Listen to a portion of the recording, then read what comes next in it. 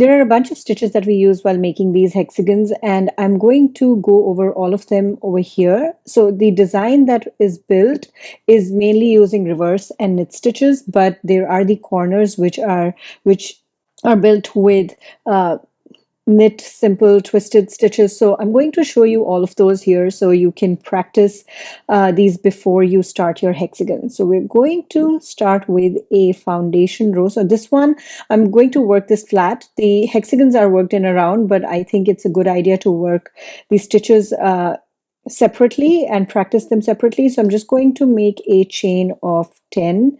1, 2, 3, 4, 5, 6, 7, 8, 9, 10. So that's 10 chains, and I'm going to make the foundation row stitches in the back bumps. So I'm going to turn this around. I'm going to find this back bump and then yarn over, pull through. I'm going to do the same thing for every chain, and I'm demonstrating this with the same yarn that I've used for my hexagons, but if you are practicing these for the if you're practicing these for the first time, then make sure that you use heavier weight yarn. I just wanted to use this one for the tutorial so you can see how it works up and how it looks with this yarn. So here will be 10 stitches on my hook. So that's 2, 4, 6, 8, 10, and I'm going to make my return pass by yarning over, pulling through 1, and then yarn over, pull through 2 until the beginning of this row. So this is not really a tutorial about how to work in the flat projects. If you need help with that, I have separate tutorials for it. I assume that you would know how to work flat projects if you're here. So I'm not going to go in the detail for that. I'm going to focus on the stitches. Yeah, I'm going to begin by showing you, telling you a little bit about the anatomy of a Tunisian crochet stitch. This is essential to understand, because if you do, then making your stitches gets really, really easy. So here is, I'm going to pick one stitch here. So for instance, this stitch, and it's going to be the same for every stitch. So this stitch here, there is this vertical bar at the front. It's the front vertical bar. And then there is this vertical bar at the back, which is this one. These are the two main bars that you need to know of to make the stitches that are used in this technique. And you can pick this back vertical bar from here, or you could turn this project around and find the back vertical bar here. It's used in one of the stitches, so that's why I'm pointing it out. So this back vertical bar here and the front vertical bar here. And we're going to pick these up differently to make different stitches. So starting with the simple stitch, which as the name suggests is the simplest stitch in Tunisian crochet, that's what we always begin with. So leaving this loop on the hook, I'm going to find the front vertical bar of the next stitch, insert my hook, yarn over, pull through.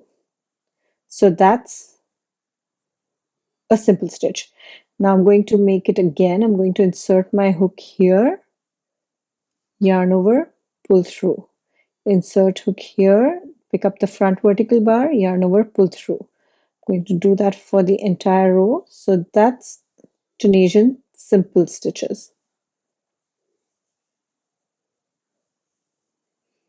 Making my last stitch here and then the return pass. So pull through 2, yarn over, pull through 2.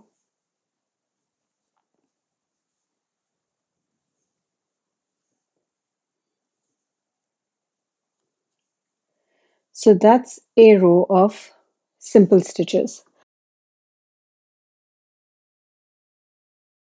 The next stitch that we've used is a reverse stitch. So we're going to pick up the back vertical bar, but from behind the project. So we turn this, find that back vertical bar, which is right here. So you can see it from the front. It's here, but we need to pick it from behind the project. So you turn it around and you pick it up from here and then yarn over, pull through. So same thing for the next stitch. Find that back vertical bar, yarn over, pull through. Back vertical bar, yarn over, pull through. If that's hard to find like that, what you could also do is you could hold the project like this, and you see here, it's easier to see the back vertical bar here. So just pull it a little so it stands out. What you can do is you can insert your hook from back to front and then pick up that back vertical bar like that. There are times when I find one easier than the other, but I just wanted to give you those two options. You can turn your project around, find the back vertical bar and pick it up that way, or you could insert your hook back to front and then insert your hook here and isolate that back vertical bar and pick it up like that. So that's reverse stitches.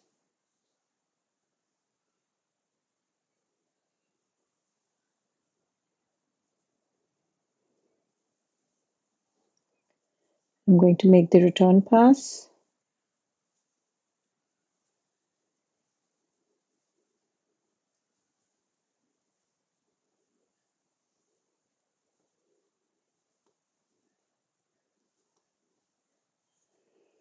So that's a row of simple stitches and a row of reverse stitches. The next stitch that you need to know to make the hexagons is the Tunisian knit stitch. And for that, you'd have to find the two vertical bars of a stitch and then insert your hook front to back in between those two vertical bars and then yarn over, pull through. So same, find the two vertical bars, insert your hook front to back and then yarn over, pull through. And I'm going to do that for every stitch here. So insert your hook in between the two vertical bars, front to back, yarn over, pull through.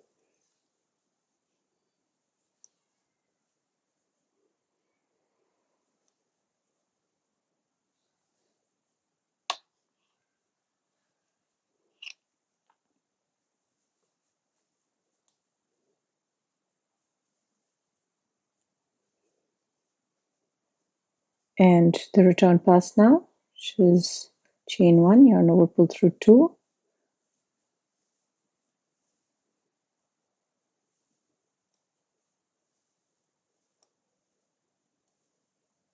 Okay, so that's a row of simple stitches, then a row of reverse stitches, and then a row of knit stitches.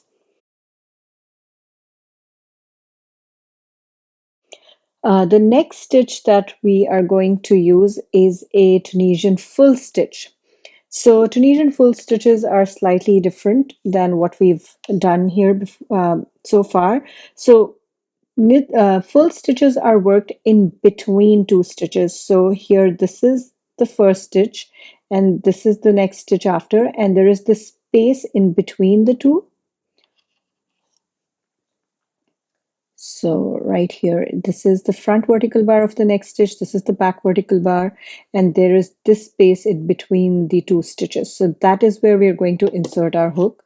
So insert hook, yarn over, pull through. Now the next one will be made in between the next two stitches. So here is this one stitch, this is the front vertical bar, and this is the back vertical bar, and then this is the next stitch, this is the front vertical bar, and this is the back vertical bar. And if you move these a little, you can see that there is this space in between the two stitches. So that's where we're going to insert our hook.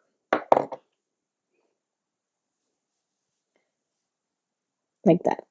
So I'm going to make a stitch in every space here.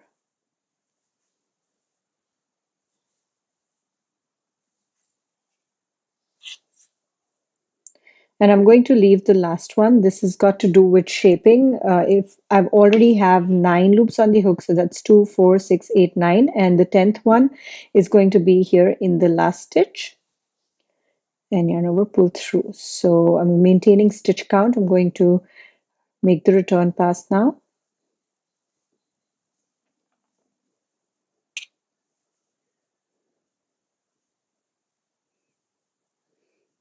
So that's a row of full stitches.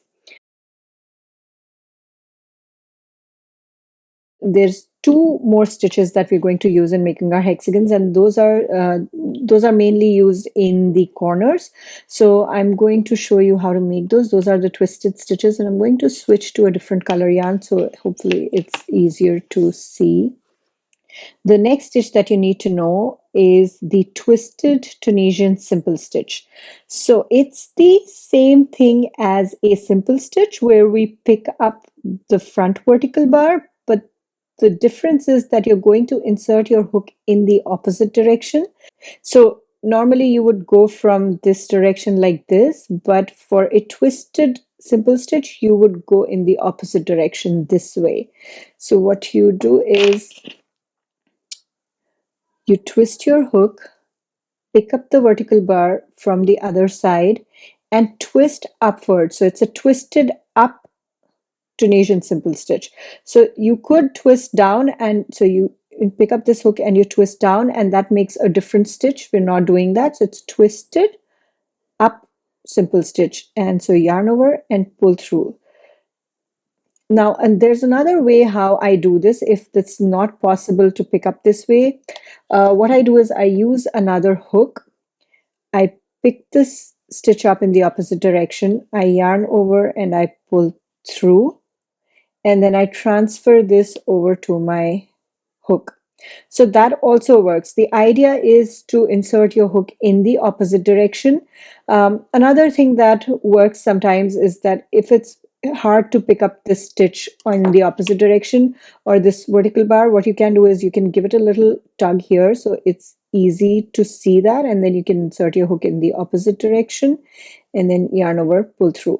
So there's like 3 different ways that I've shown you that you can do this, and I hope that one of them will work. I find that using a different hook initially is very, very helpful if you are not able to do this. So just take another hook, insert it like this in the opposite direction, yarn over, pull through, and then transfer this loop over to your regular hook. So it's just using the assistance of another hook to do the exact same thing. And this gets particularly harder because if we right now we only have like 4 or 5 loops on the hook, but if we had more than this, if you're working your hexagons and you had more stitches than this, then picking up this stitch in the opposite direction is a little bit hard. So just try different things, see which one works best for you, and it is always a good idea to practice this in isolation and not do it while you're making your hexagons. And please use a heavier weight yarn. Again, I'm using this for the tutorial just so you can see how it works up with fingering weight yarn, but you can always practice these stitches with heavier weight yarn. So that's 2, 4, 6, 8, 9, and the last stitch here. And you can see here it's just the slant of the stitches is different. So if you look at this first row here, the stitches are angled slightly this way, and if you look at these, they're slightly this way. So it's just which direction they're angled. Simple stitches are this way and twisted simple stitches are this way. So I'm going to make the return pass. That's yarn over, pull through, and then pull through 2.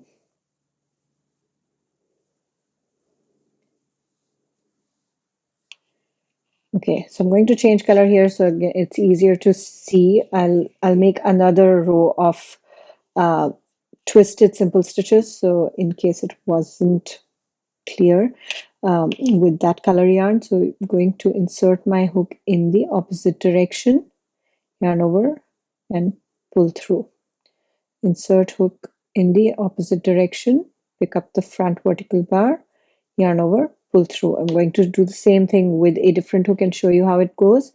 So insert hook in the opposite direction, yarn over, pull through, and then transfer this to this hook. So we are using the stitch only at the corners, so you'd have to do it a total of 6 times per round. So it's not very many, but you definitely need to know to get those corners neat. Here, insert hook in the opposite direction, twist up. Make sure you're twisting up. So twist it upwards and then yarn over, pull through.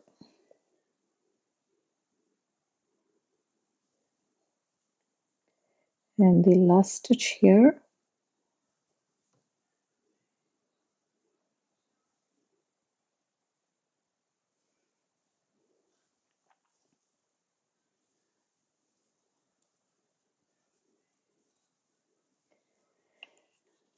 Okay, I'm going to change color again. I feel like it's easier to see the stitches with these alternating colors.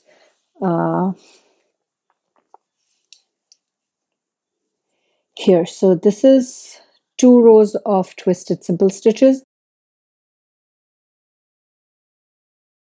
Now, the last stitch that you need to know is the twisted knit stitch.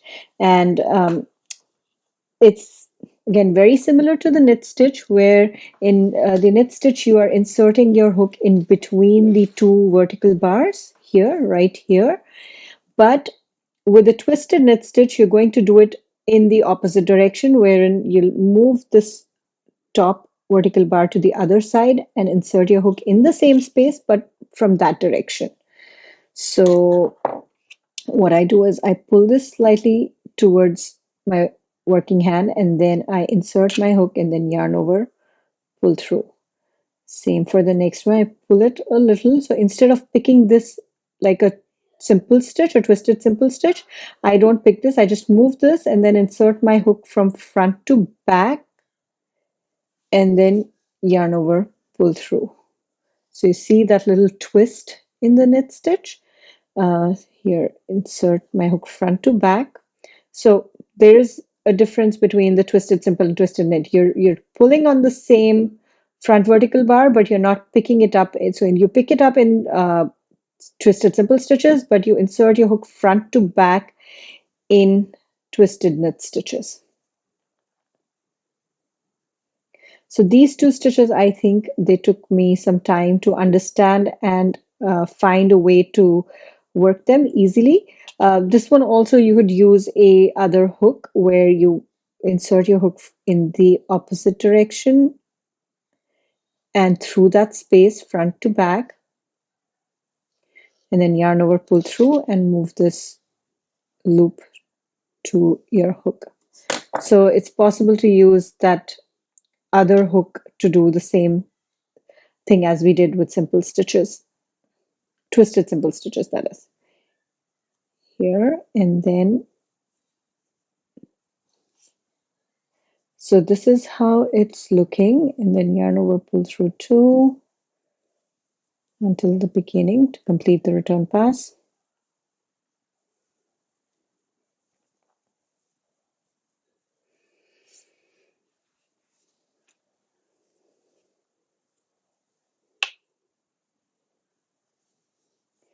So here is how it is. It's simple stitches, reverse stitches, knit stitches, full stitches, then 2 rows of twisted simple stitches and a row of twisted knit stitches. I'm just going to make another row of twisted knit stitches. I feel like these ones are the hard ones. So just move this front bar over to the other side, insert hook front to back, and then yarn over, pull through. Move this out of the way, insert hook front to back, yarn over, pull through.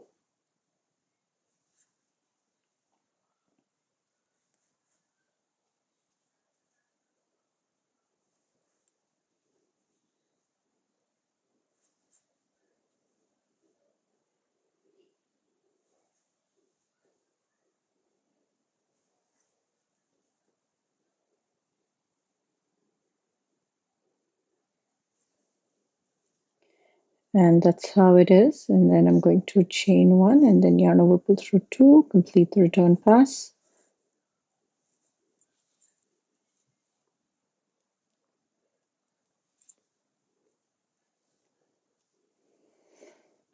So here's how it looks.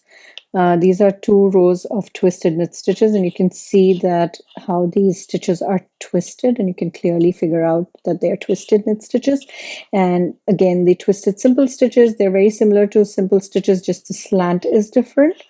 So that's all the stitches that you need to know to be able to make the hexagons. There's just one more thing remaining, which is making the bind off row, and I'm going to show you how to do that so you can practice that as well. I'm going to do a reverse stitch bind off because that's what we will be doing in the hexagon. So I'm going to go in and find that back vertical bar,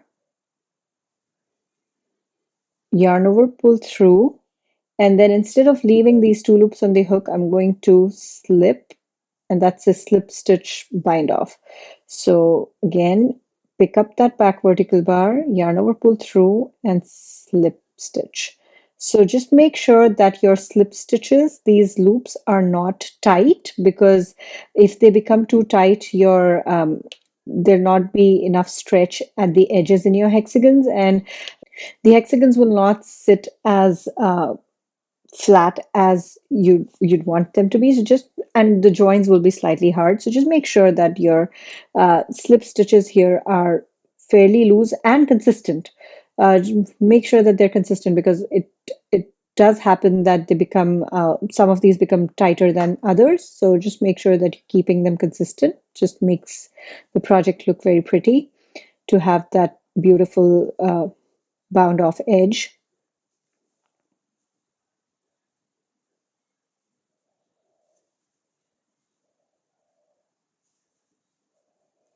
And here the last stitch. And that's done. So that's a total of 6 stitches. So that's simple stitch, reverse stitch, knit stitch, full stitch, twisted simple stitch, twisted knit stitch, and then the bind off row with reverse stitches. So reverse stitches bound off using simple the slip stitch. So slip stitch bind off with reverse stitches. That's a lot to say, but it's you saw what I did, so you would understand.